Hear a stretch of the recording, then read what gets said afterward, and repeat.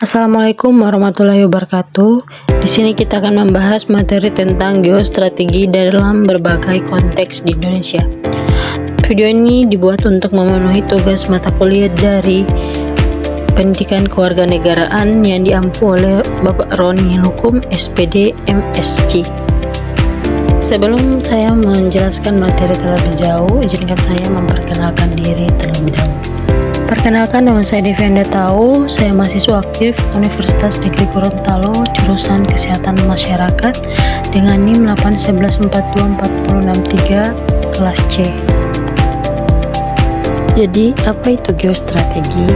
Geostrategi adalah cara pandang dan pendekatan bangsa Indonesia dalam menghadapi tantangan global dengan memanfaatkan letak geografis dan potensi yang kita miliki.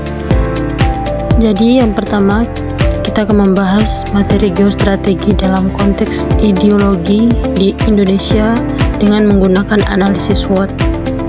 Yang pertama itu kekuatan. Pancasila sebagai ideologi terbuka mengakomodasi keberagaman. Yang kedua, kelemahan. Kurangnya pemahaman generasi muda akan nilai-nilai Pancasila. Dan yang ketiga, peluang. Pendidikan kewarganegaraan dan digitalisasi bisa memperkuat internalisasi Pancasila. Dan yang terakhir itu ada ancaman. Jadi masuknya ideologi radikal tradisional yang bertentangan dengan Pancasila. Adapun strategi yang bisa kita gunakan yaitu edukasi, yang kedua digitalisasi nilai Pancasila, dan pelibatan tokoh masyarakat dalam membumikan Pancasila. Jadi setelah kita membahas geostrategi dalam konteks ideologi, sekarang kita akan membahas geostrategi dalam konteks politik. Masalah yang dihadapi adalah fragmentasi politik, praktik politik uang, rendahnya partisipasi politik masyarakat. Adapun strategi yang kita bisa gunakan untuk mengatasi masalah-masalah tersebut, yang pertama membuat sistem demokrasi Pancasila berbasis musyawarah. Terus yang kedua, mendorong partisipasi politik melalui literasi politik digital. Yang ketiga, penguatan lembaga pengawasan pemilu dan transparansi politik. Oke, selanjutnya geostrategi dalam konteks ekonomi di Indonesia. Yang pertama itu pengangguran dan kemiskinan. Tantangannya itu ketimpangan akses kerja dan pendidikan.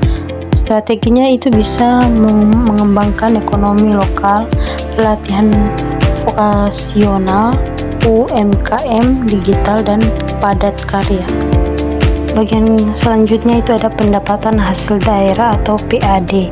Nah, tantangannya itu ketergantungan pada pusat potensi lokal sebelum optimal.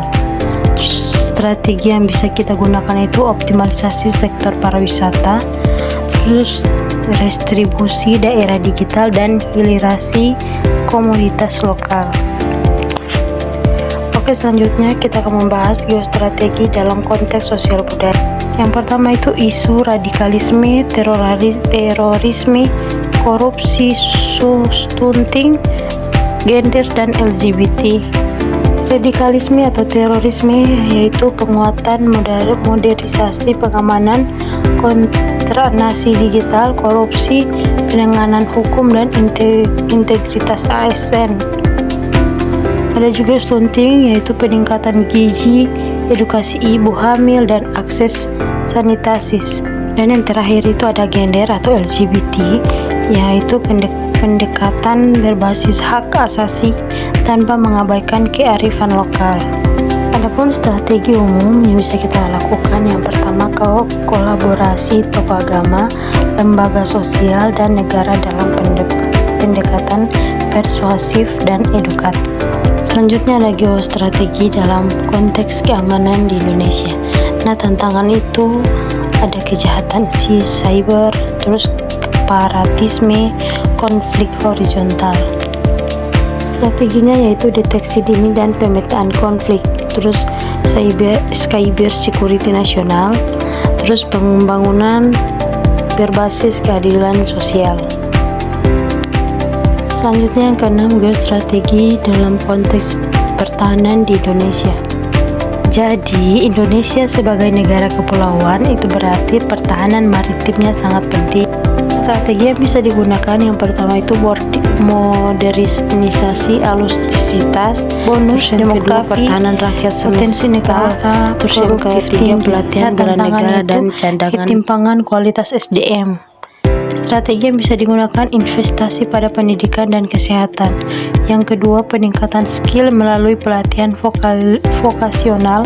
Yang ketiga penguatan ekonomi digital untuk anak muda. Militer. Oke, selanjutnya yang terakhir, geostrategi dalam konteks sumber kekayaan alam. Tantangannya itu berupa eksploitasi berlebihan, konflik lahan, kerusakan lingkungan. Strategi yang bisa digunakan yaitu pengelolaan berkelanjutan. Yang kedua digitalisasi pertanian dan perikanan. Dan yang terakhir hilirisasi dan kontrol ekspor bahan mentah.